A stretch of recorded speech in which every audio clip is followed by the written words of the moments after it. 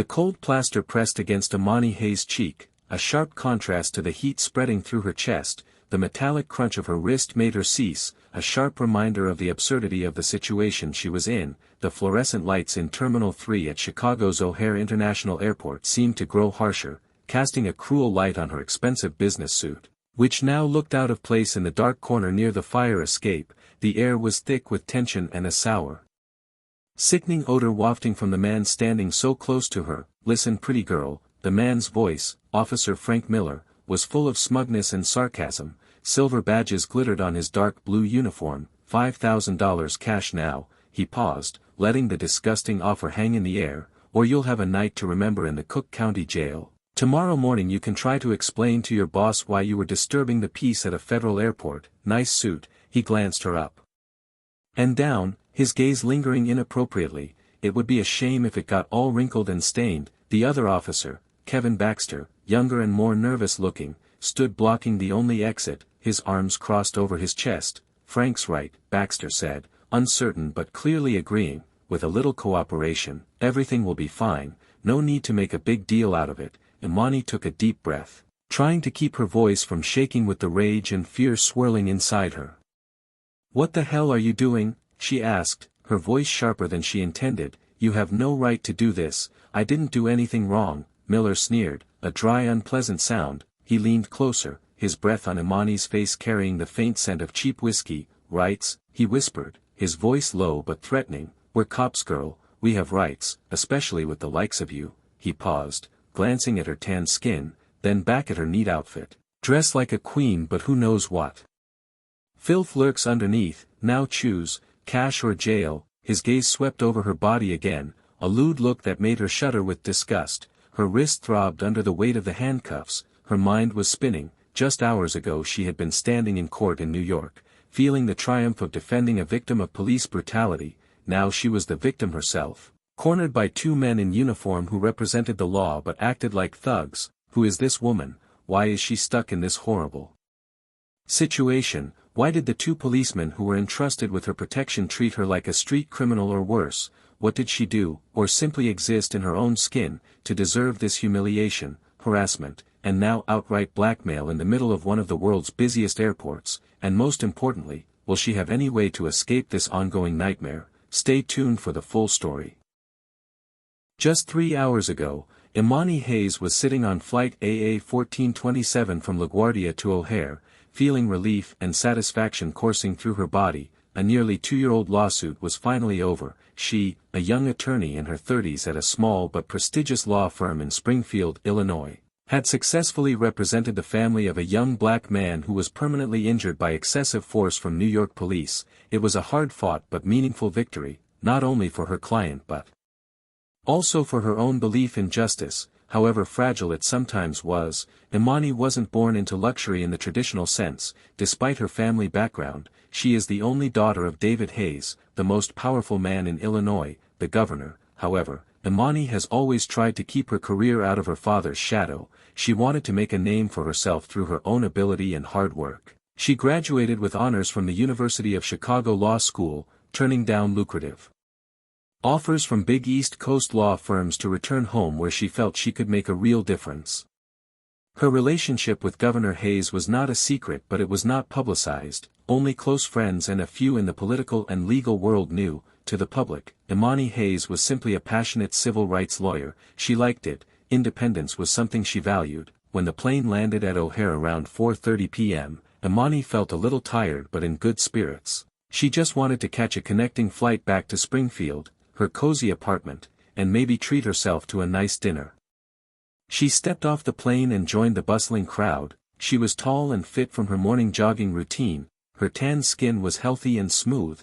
Her thick black hair was pulled back into a bun at the nape of her neck, revealing an intelligent forehead and bright, determined eyes. The suit she was wearing was tailored, professional, and successful. A black leather handbag from a low-key but obviously expensive brand was slung over her shoulder. Her Stuart Weitzman heels clicked steadily on the polished marble floors of the terminal. She looked exactly like a successful lawyer who had just stepped out of an important courtroom, which was true, but that confident and elegant appearance sadly was a target. In another corner of the terminal, Officer Frank Miller, a man in his mid-40s with close-cropped gray hair and a weathered face, was on patrol with his younger colleague Kevin Baxter. Miller had been an airport police officer for nearly 15 years. He had a spotty record with a few complaints from passengers about his authoritarian demeanor and inappropriate language, but never enough evidence or incidents serious enough to warrant serious disciplinary action. Beneath the facade of a law enforcement officer, Miller harbored deep-seated racial and gender prejudices. He was particularly uncomfortable with people of color who he viewed as nouveau riche, or women who appeared independent and powerful. Baxter, on the other hand, had only been in the force for 3 years, young and somewhat green. He looked to Miller as a role model, a seasoned street cop. Baxter craved the approval of his older colleague and often went along with Miller's comments and actions, sometimes ignoring the vague insecurities he felt. "Look at that girl," Miller nudged Baxter as Imani passed them, his voice low and filled with undisguised contempt. "Dressed like she's going to see the president, must be in some shady business to have the money to buy designer clothes like that, or some old man's mistress." Baxter glanced at Imani, then at Miller, smiling wryly. He said nothing, but he didn't object either. Imani didn't hear the comment. She was busy double-checking the gate number on her boarding pass. She had passed through the main TSA security checkpoint without incident. Now she only had about 10 minutes to walk to gate C-17 where her flight back to Springfield was waiting.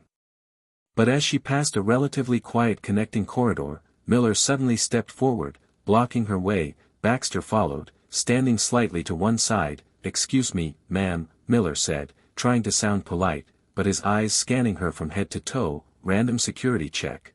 Please show me your identification and boarding pass." Imani was a little surprised. She had just passed through a security check. "I just went through TSA, officer," she said, but remained cooperative, opening her bag to retrieve her wallet and boarding pass. "Is there a problem?"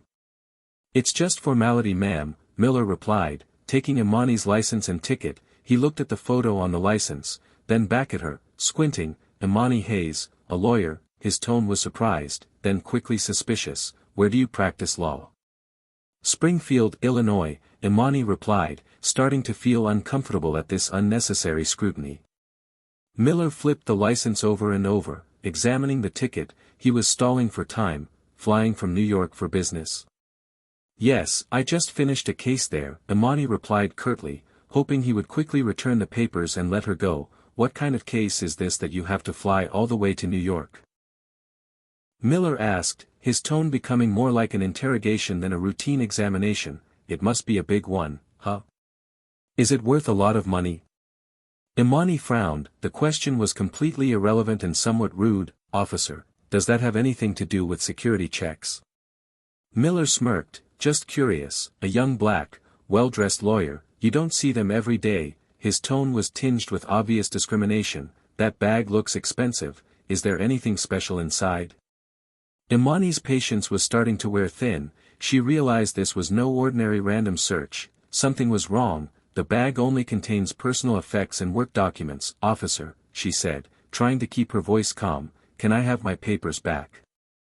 I'm about to miss my flight." "Don't rush," Miller said, his eyes growing colder. "We need to do a little more searching, just to be safe." He gestured to Baxter. "Check her carry-on." Imani's annoyance quickly turned to anger as Baxter, at Miller's command, began rummaging through her bag roughly on the small table nearby. He pulled out her wallet, her phone, a slim file, her makeup bag, even the book she had been reading, and spread it out on the table. It felt less like a security check and more like a deliberate invasion of privacy. "Hey," Imani said, her voice full of disapproval, "what are you guys doing? You have no right to go through my stuff like this." "We're doing our job, Miss Hayes," Miller replied, his tone patronizing. He stood there with his arms crossed, amused by her confusion and anger. "If you have nothing to hide, why raise your voice?" "I have nothing to hide, but you are overstepping your authority," Imani insisted. She was a lawyer, she knew her rights. "I demand to see your supervisor immediately." Miller smiled faintly, a smile that was not meant to be kind. "Oh, now the lawyer wants to assert her rights. The supervisor is dealing with more important matters than listening to a disgruntled passenger. We'll decide when to call the supervisor." He moved closer, his voice low but menacing. "Or do you want us to find something interesting in this pile of stuff?" Imani shuddered at the blunt implication. He was implying that evidence could be fabricated. Fear began to creep into her anger. "Done, Frank," Baxter said, putting everything back in the bag carelessly. "You're welcome." "Not yet," Miller said, his eyes sweeping over Imani again. "We need to do an additional security check." Pat down. Imani's heart pounded. A pat down. After passing through security and without any signs of suspicion. This was clearly harassment. "You can't do that," she protested. "According to regulations, if a woman's body is to be searched, it must be done by a female officer." Miller shrugged nonchalantly. "There are no female officers available right now. This is just a quick check. Turn around and face the wall." "No," Imani insisted, "I will not let you touch me. Get your supervisor here." "You are not cooperating with law enforcement," Miller snapped, his initial politeness gone. "That could get you in big trouble, lawyer." He didn't wait for Imani to respond. He stepped forward and grabbed her arm. Imani tried to pull away, but Miller was stronger. He pushed her against the nearby wall. "Don't touch me." Imani screamed, fear and anger making her voice crack. "Are you resisting?" Miller shouted, and before she could process what was happening, he had quickly twisted her arms behind her back. There was a cold click as the metal cuffs tightened around her wrists. The sharp pain made Imani cry out, "Frank!" Baxter cried, a hint of panic in his voice. "Handcuff her." She resisted, Miller said simply, tightening the cuffs, forcing Imani to grit her teeth. "Now you're going to cooperate." He began touching Imani under the guise of checking for weapons, but the way he did it was different. His hands roamed deliberately over her back, waist, hips, and even thighs, lingering unnecessarily. Each touch was an insult, making Imani feel sick and violated. His breath fanned the back of her neck. "You should be checked carefully," he said, his voice thick with morbid innuendo. "You might have a knife or a small gun hidden under all that expensive fabric." He pressed deliberately against her side. Tears began to well in Imani's eyes, but she clenched her teeth, fighting to keep them from falling. She felt disgusted, helpless, and utterly humiliated. She tried to memorize every detail: Miller's red face, Baxter's averted gaze, the numbers on their lapels, Miller, 4821, Baxter, 5973, she knew she had to remember these things. During the entire humiliating search Miller kept on saying insulting and vicious things. "How the hell does someone like you have the money to buy luxury goods? You must be hanging out with some rich old man, right? Or, you look pretty hot, you must be a high-class call girl." Each word was like a knife stabbing at her self-esteem. Baxter stood there, pale, looking from Miller to the handcuffed and groped Imani. He seemed to realize that things had gone too far, but fear or cowardice prevented him from intervening. He simply stood there, complicit in his silence. Finally, Miller stopped. He backed away, looking at Imani triumphantly. "Unarmed," he said, but his tone suggested he didn't care. His intention was clearly to humiliate and assert power. "What now?" Imani asked, her voice thick with emotion. "You've checked, let me go." "That's not it," Miller said, the evil smile returning to his lips. "We suspect you of suspicious behavior. You'll have to come with us to a more private place to talk." He grabbed Imani's cuffed arms and dragged her away. Baxter followed, his expression still tense. They didn't take her to the airport police station or security. Instead they pulled her down a less frequented side hallway that led to an area near the emergency stairs, a perfect place to do something shady without attracting attention. Imani realized the situation was worse than she thought. This was more than just abuse of power and harassment. Something much darker was going on. Her heart pounded in her chest, but she fought to keep her head clear. She had to find a way out. The corner near the fire escape was damp and smelled of dust. The light was dimmer here, casting long shadows across the floor. Miller pushed Imani against the cold plaster wall. The handcuffs clicking dryly against the surface, he stood in front of her, Baxter blocking the exit. There was no one else around. Imani felt completely isolated. This is the moment when the story truly begins. Miller, with a look of absolute power and complacency in his eyes, makes the blackmail offer. "Listen, pretty girl," he repeated, his voice sarcastic. $5,000 in cash right now, or you spend the night in jail and explain to your boss tomorrow morning why you were causing trouble at the airport. He explained the rules bluntly. If she handed over the money, they would forget the whole thing. The handcuffs would come off, and she could go catch her flight. They would report back that nothing was wrong, just a little misunderstanding. But if she refused? He paused, looked her straight in the eye. His evil smile clear. If she refused, she would be taken to the Cook County Sheriff's Office.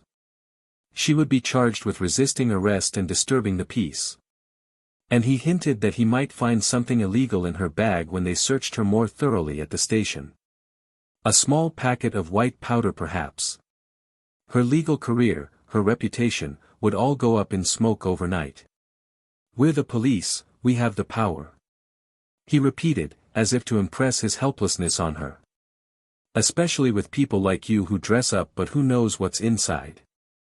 Now, what, money or jail?" He glanced at her body again lewdly. Imani stood there, the cold wall at her back, her wrists aching, her heart pounding. She looked at Miller, then at Baxter, who was avoiding her gaze. For a moment, desperation washed over her. $5,000. She had it in her account. She could transfer it or withdraw cash from a nearby ATM if they would allow it. Just hand over the money and this nightmare would be over. She could fly home, forget the humiliation, and get on with her life. But another, stronger voice spoke in her head. The voice of a lawyer. The voice of a person fighting for justice. If she gave the money, she would be part of the problem. She would be aiding this corruption. People like Miller and Baxter would continue to do this to others.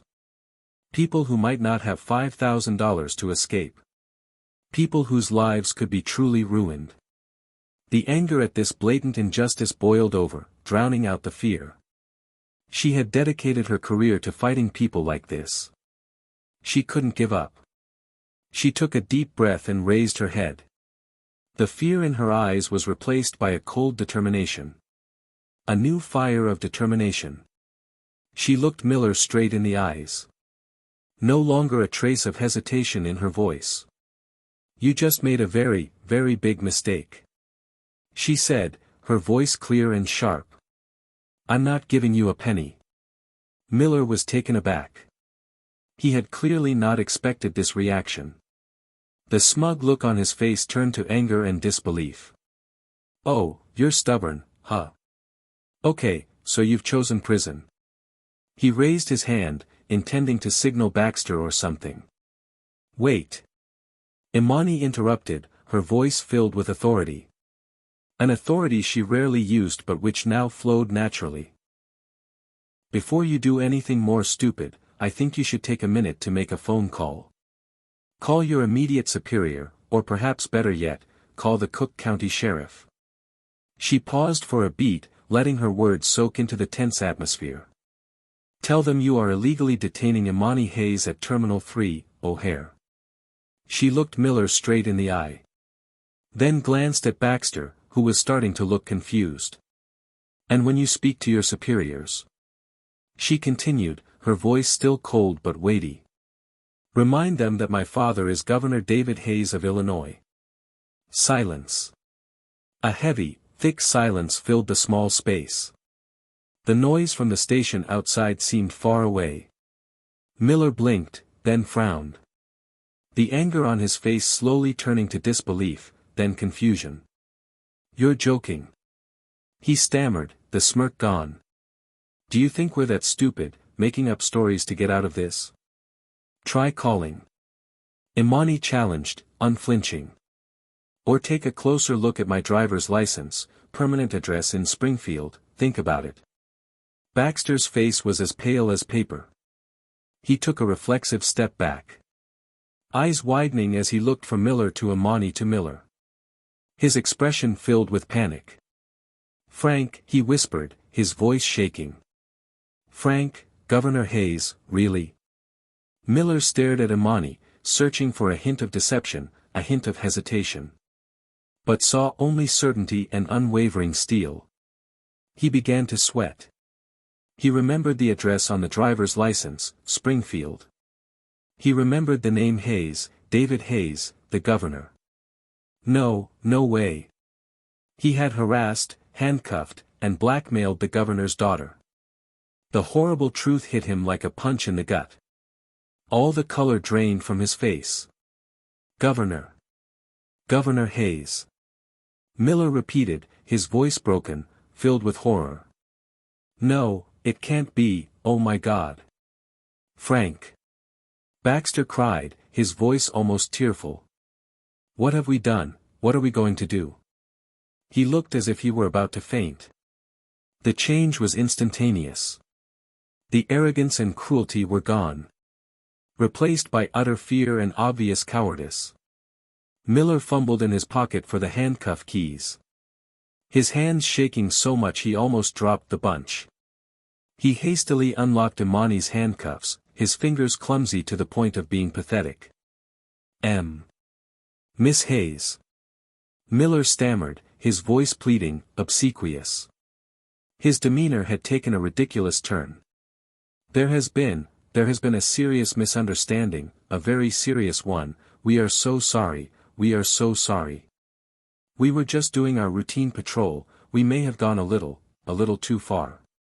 Baxter stood beside her, nodding his head like a machine. His face still white.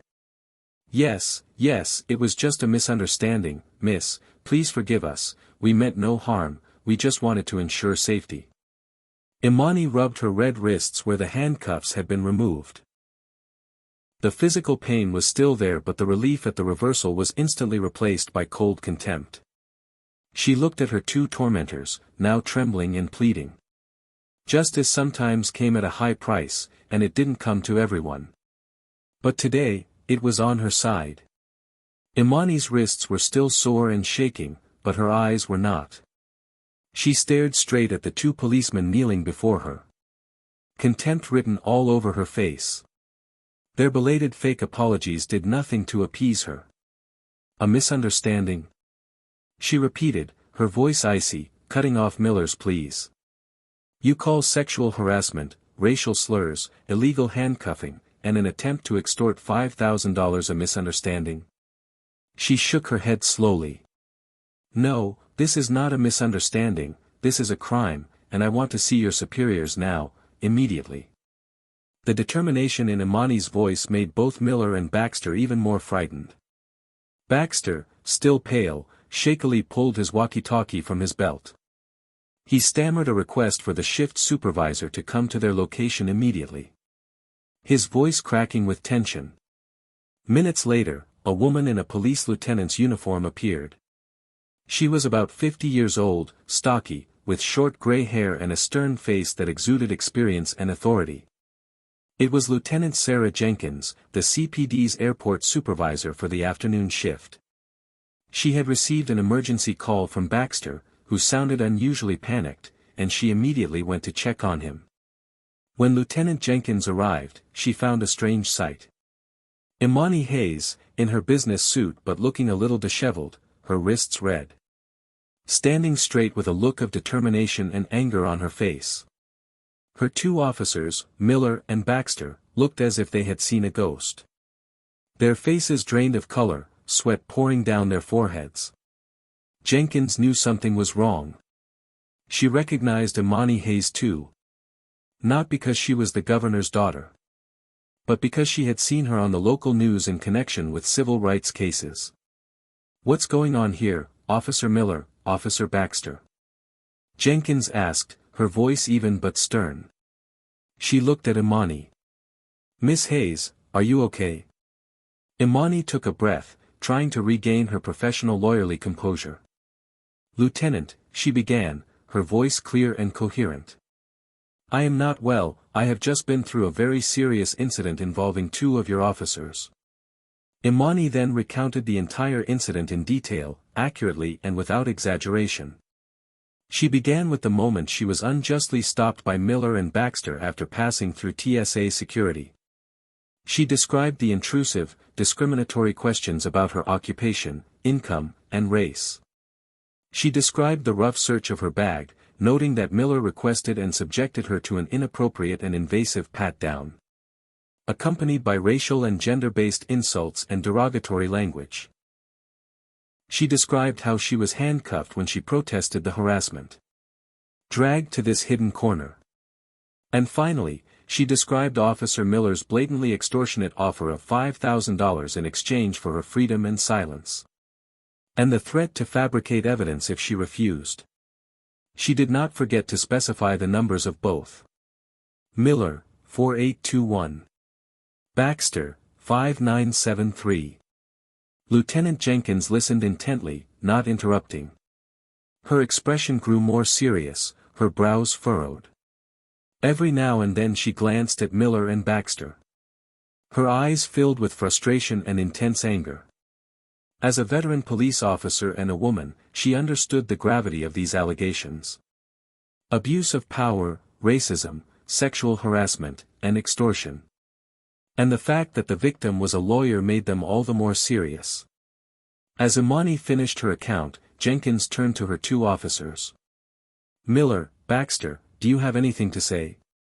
Miller and Baxter stammered in their defenses. Miller said it was just a step-up security check because Imani looked suspicious and overreacted. Baxter repeatedly said it was a misunderstanding, and that he was following orders from Miller. However, their statements were disjointed, contradictory, and completely unconvincing. Against Imani's detailed, consistent, and weighty account. Their horrified expressions gave it all away. It didn't take long for Lieutenant Jenkins to make up her mind. She had seen enough. Miller, Baxter, she ordered, her voice unwavering. Hand over your weapons and badges immediately. The two policemen were stunned but did not dare disobey.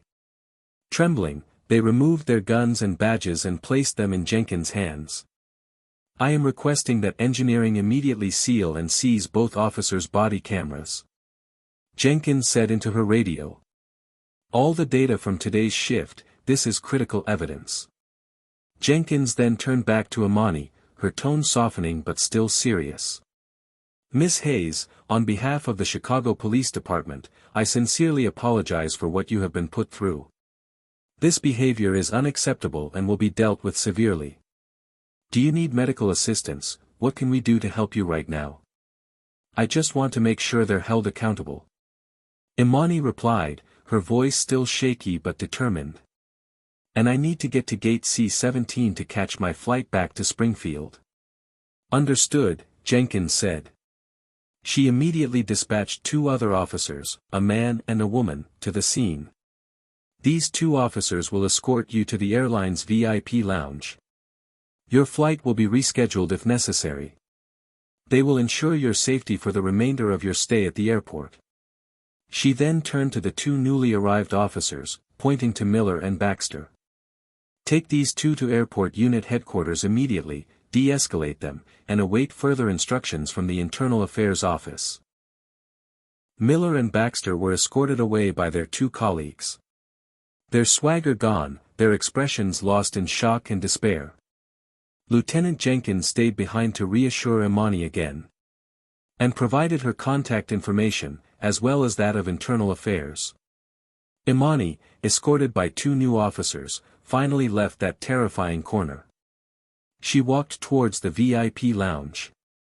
Her heart filled with mixed emotions.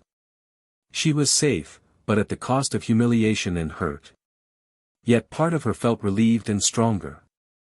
She had not been silent. She had not surrendered. And she knew that the battle had only just begun. That night, the O'Hare incident sent shockwaves through the Chicago Police Department. And quickly reached top state officials, including the governor's office. News that two police officers had been accused of harassing, racially profiling, and extorting a civil rights attorney, who happened to be the daughter of Governor David Hayes, gave the case the highest priority. An internal investigation by the CPD Internal Affairs Division was immediately launched. Along with the Illinois Attorney General's office, due to the seriousness and potential criminality of the incident. Lieutenant Sarah Jenkins prepared a detailed report of what she witnessed and Imani's initial statement. Imani, after being reassured and given a later flight back to Springfield, agreed to cooperate fully with investigators. The next day, she met formally with IAD investigators and representatives from the Attorney General's office. With the calm, precise precision of a lawyer, she gave a detailed, coherent, and complete account of the entire incident. From the time she was stopped to the arrival of Lieutenant Jenkins. She gave every detail she could remember. The time, the place, the specific words and actions of Miller and Baxter. Their badge numbers, and her feelings of violation, fear, and anger. The most important evidence came from technological devices. O'Hare Airport security cameras. Although not clearly recording the entire incident in the corner due to the installation location. Recorded Miller and Baxter stopping Imani in an unusual way. Dragging her toward the deserted hallway, and their initial attitude of power. More important was the data from Officer Baxter's body cam. As Lieutenant Jenkins had suspected, Miller's body cam had been turned off for much of the most critical incident.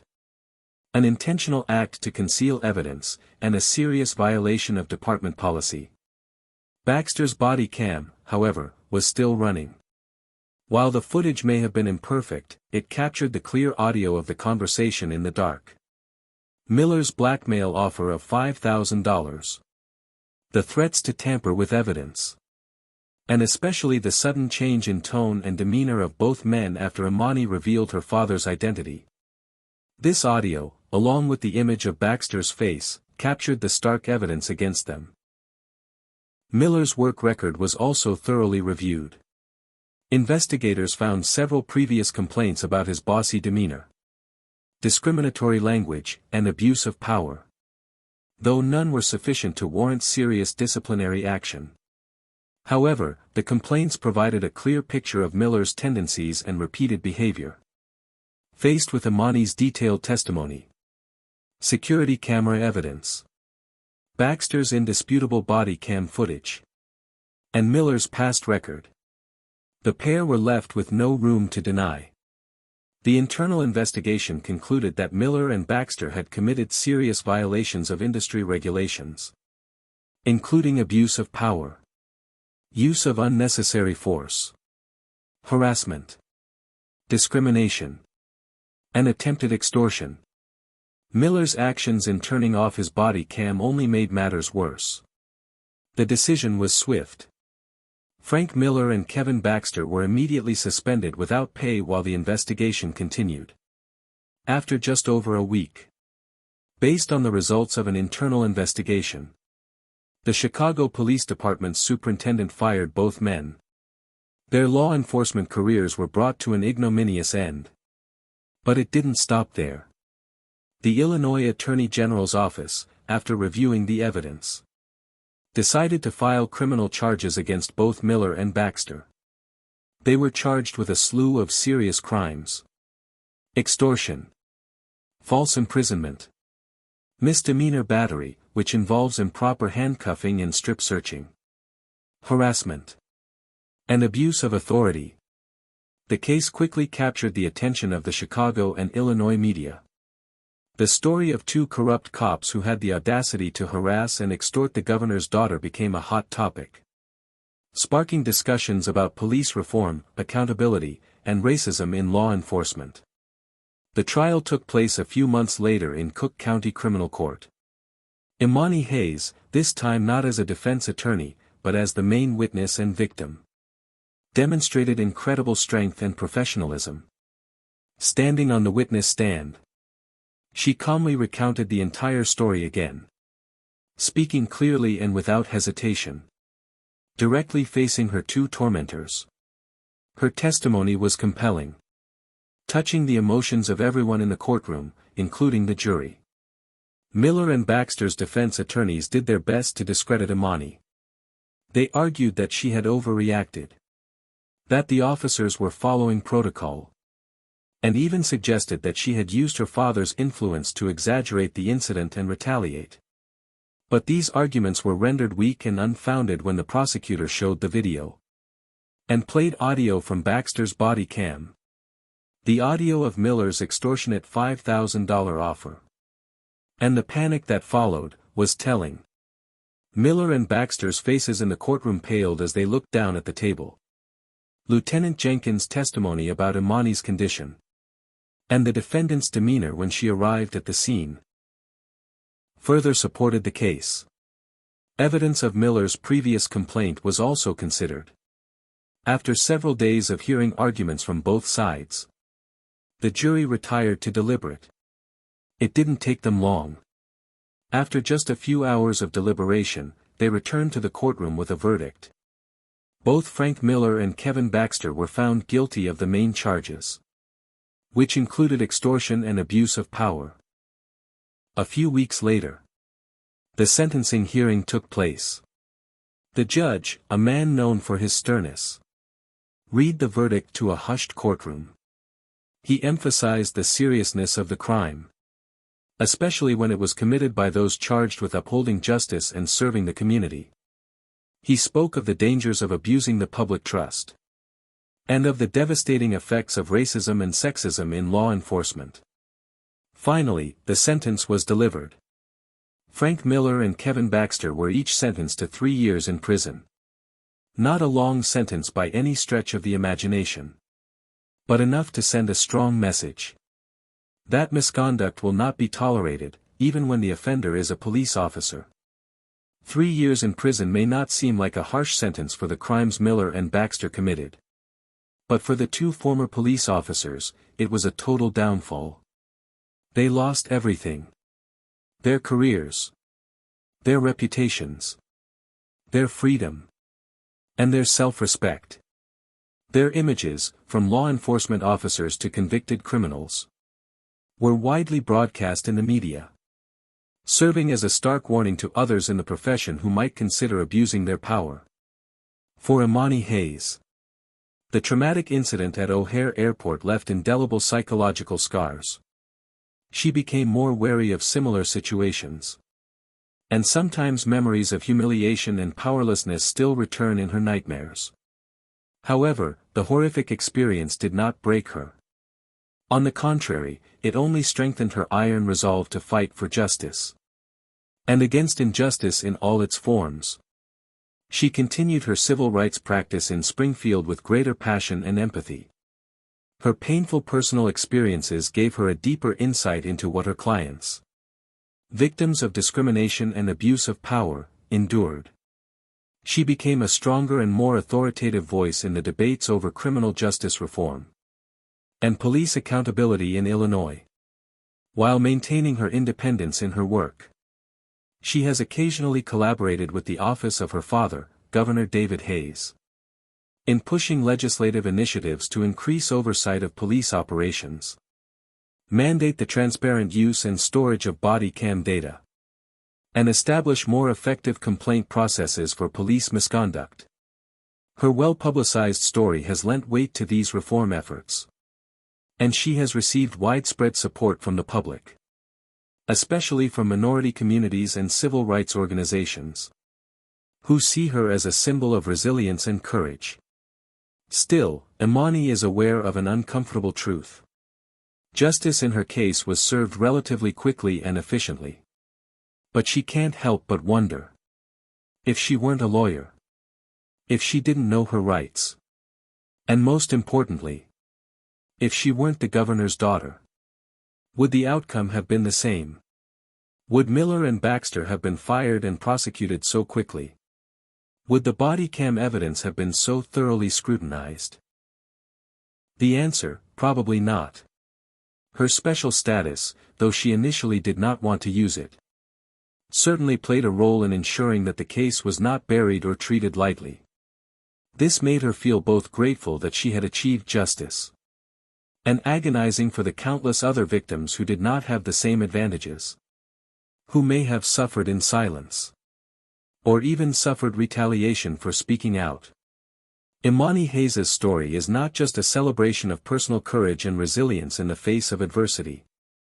It is also a poignant reminder of the fact that racism, sexism, and abuse of power still persist even in institutions designed to protect citizens. It exposes the dangers of prejudice and the corruption that can occur when power is left unchecked and unchallenged. Today, Imani continues her work, tirelessly advocating for those who have no voice, pushing for reforms that can help level the field, and offering a living, breathing testament to the idea that one person's refusal to bow to injustice can spark a ripple of change. Even in the darkest of systems.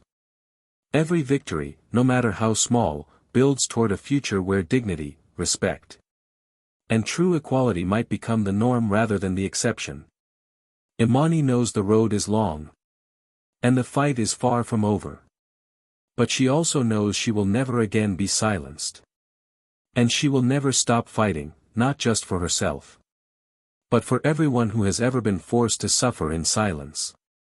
Because justice is not a privilege reserved for the few. It is a right owed to all.